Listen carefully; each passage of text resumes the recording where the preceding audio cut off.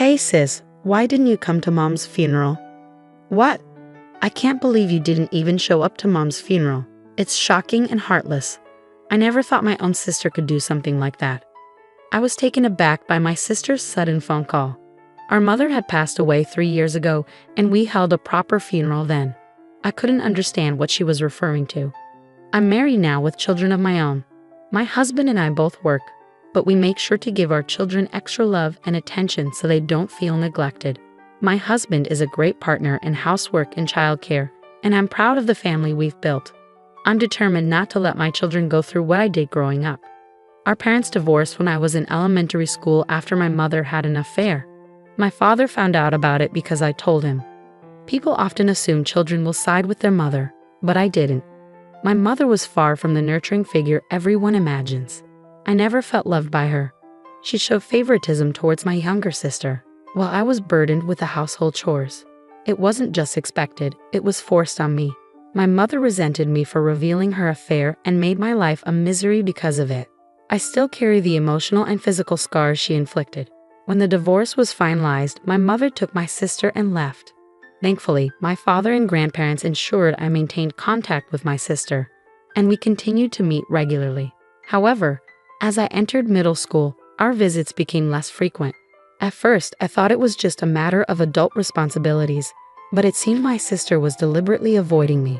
After she turned down my invitation several times, I asked if I had done something to upset her.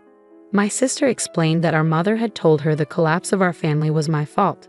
In their eyes, I was the one who betrayed the family. My sister believed that if she continued to see me, she would risk being cast aside as well. She found it too difficult to contact or meet me behind our mother's back and asked me to stop trying. I told my sister that our mother was the one who betrayed us first by cheating on our father and breaking up our family. Although my sister was aware of our mother's affair, she still blamed me for telling our father. Despite understanding the situation, she remained firm in her view that I was the traitor since she had to live with our mother. She wouldn't accept my perspective, insisting it was my fault for not turning a blind eye. While all this was happening, my father remarried, and I gained a stepmother.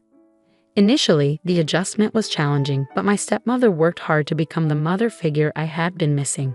Appreciating her efforts, I decided to embrace my new family and cherish my stepmother. Over time, I stopped trying to reach out to my sister, and we gradually lost touch. I had no lingering attachment to my biological mother, who had favored my sister. I was able to attend college and secure a job, preparing to give back to my father and stepmother. But then, just as I thought I could start repaying them, my father tragically passed away in an accident.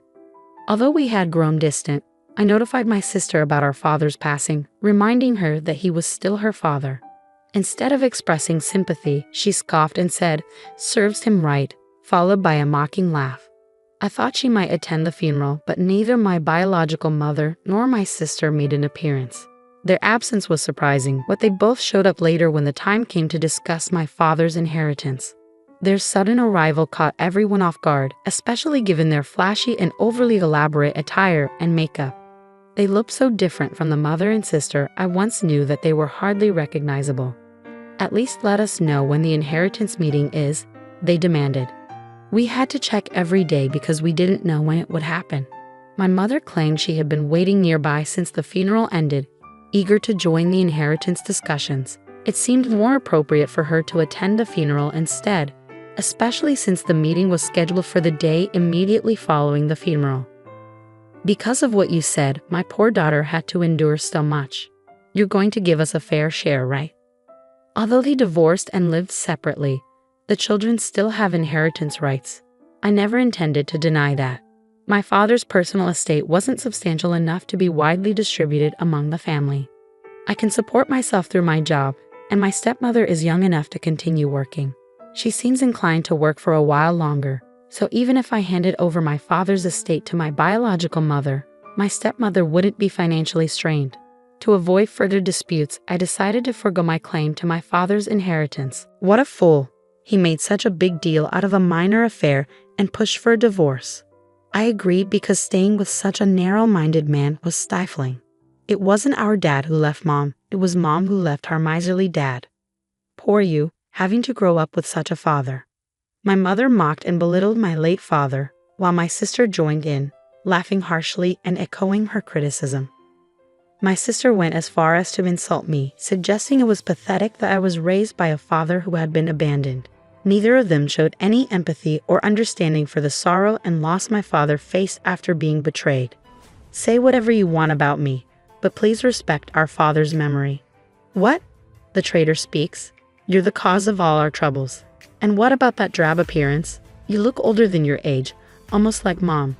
With that kind of look, you probably don't have a boyfriend. If you can't attract a man, what use is it to be a woman? If you don't think that matters, you're seriously lacking as a woman. After a heated argument, my mother and sister told me to never contact them again and left abruptly. I couldn't bring myself to feel anger or disappointment toward them. Their inability to consider anyone else's perspective and their rigid self-centeredness left me feeling nothing but a deep emptiness. In that moment, I cut them out of my life completely. After they left, there was a period of quiet, but then a cough from someone brought me back to the present, and the inheritance was divided solemnly. Years later, my stepmother inherited the house my father left behind, and I continued living there. I sensed that she was thinking of me, even though I was now an adult. She tried to be a mother figure for me, and her care brought me happiness. But then she fell ill and was hospitalized. "I'm sorry I didn't ask you to live with me just so you could take care of me," she said. "I understand, but even though we live separately, I would have cared for you during your hospital stay, so there's no need to apologize." I visited the hospital to care for my stepmother whenever I could take a break from work. I didn't want any regrets like I had when my father was ill. Perhaps it was a form of self-satisfaction. Her time was limited, and I wanted to spend as much of it with her as possible. Throughout this difficult time, one man stood by me. Before my stepmother's illness was discovered, we had been planning our wedding. However, just as we were about to finalize our plans, we found out about her illness. I suggested postponing the marriage, but my partner felt it would be better to provide my stepmother with the reassurance of our commitment, and his presence proved invaluable to me. When the moment was right, I introduced him to my stepmother. He told her, "I'm excited for us to share our lives together, the three of us." His words and support meant the world to me. He added, "I have to see you in your wedding dress for your father's sake." This seemed to be her greatest joy, and she held on longer than expected. But a few days after our wedding, she passed away, joining my father in rest. My stepmother was financially secure, and I inherited a significant sum. With what she left behind, 3 years later I was able to build a happy family. However, my husband and I agreed from the start of our marriage to continue working and live within our means without depending on the inheritance. Today, like any other day, I went to work and received a call on my personal phone from an unfamiliar number. Assuming it was a sales call, I didn't pick up. But the calls kept coming, one after another. I thought maybe someone was repeatedly dialing my number by mistake. At the end of the day, I decided to answer, and to my surprise, it was my estranged sister. "Finally, where were you?" "What do you mean? How could you forget our mother's funeral?" "Of course." She sounded like she was crying heavily. "What are you talking about? Our mother's funeral happened 3 years ago." "Huh." There was a brief silence, and then she continued angrily. "Maybe your stepmother died too. I'm talking about our real mother, and calling someone unrelated to you mother is just wrong."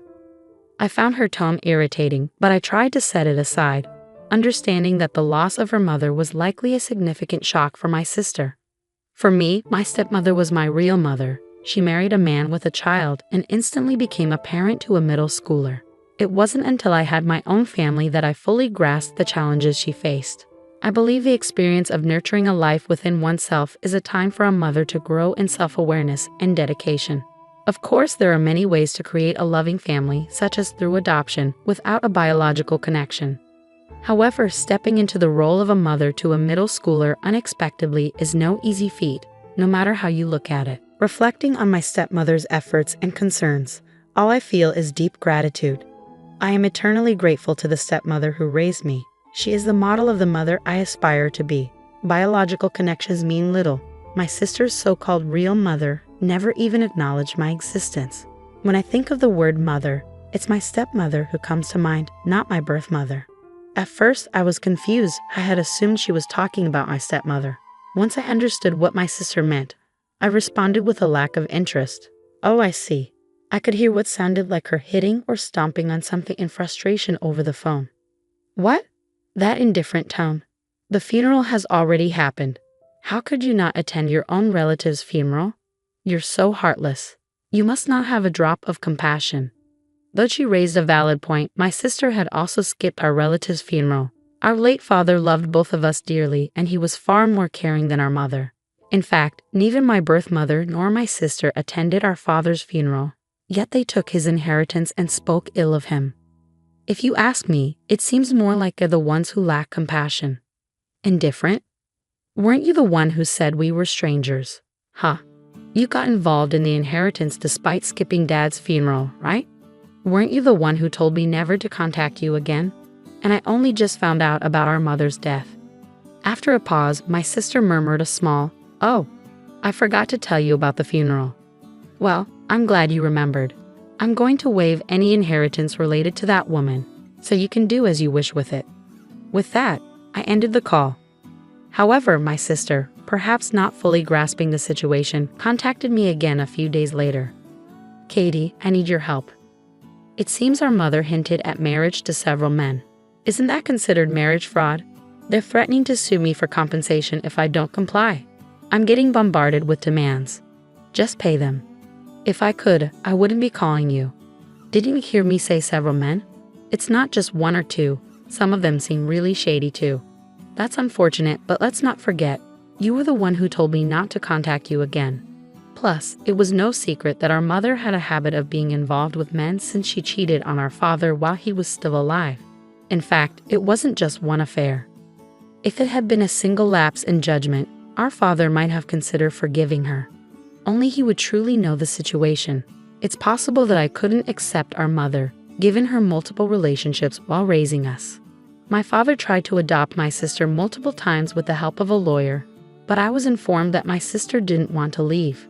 I had to let go of the idea. My sister chose to stay with our irresponsible mother, even though she witnessed her behavior firsthand. Even if our mother had left a strong impression on her, my sister's decision to remain with her, despite the shared memories we have, speaks to her own responsibility as an adult. Lahats. You know you were the one calling me a traitor all this time. I don't meet a sister who labels me that way. You're the one who declared us strangers first. So don't show up now and pretend we're family. It's unwelcome. Don't ever contact me again. We're strangers, remember. I ended the call without waiting for my sister's response. I blocked her number and went back to my family. Later, I got a call from my biological mother's relatives. I thought the matter was settled, but they called to apologize for the disrespect my mother and sister had shown me. I decided to hear them out. They acknowledged how poorly my mother had treated me and expressed their shock at her audacity in trying to claim my father's inheritance after we had been separated. They offered sincere apologies for allowing her visit at a time when I was still grieving. But that's all in the past now, I said. Then they brought up my sister. Apparently, she was following in our mother's footsteps and acting irresponsibly with men. Since her return, they had repeatedly warned her that she would face consequences if she didn't change her behavior. Instead of heeding their advice, my sister had become just like our mother, and they could no longer manage her.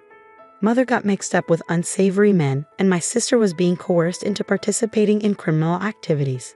Feeling trapped, my sister was also involved with multiple men simultaneously, leading to numerous heated conflicts. Reaching their limit, the relatives warned that they would sever their relationship if she didn't listen to their advice. And then our mother passed away. Given that my sister is an adult, the relatives decided to proceed with cutting ties. But right after our mother's funeral, another conflict erupted. Since then, her whereabouts have been unclear. They advised me to avoid any involvement with her going forward. I had no intention of getting involved, but I can't help feeling sorry for her, given she may have been coerced into criminal activities. Still, there should have been a chance for her to make amends. If she didn't take that opportunity, then it's on her. That's how I've chosen to see it. After ending the call, I heard my husband and children laughing joyfully in another room. I want to safeguard this family, so I've resolved to live my life using my biological mother and sister as cautionary examples.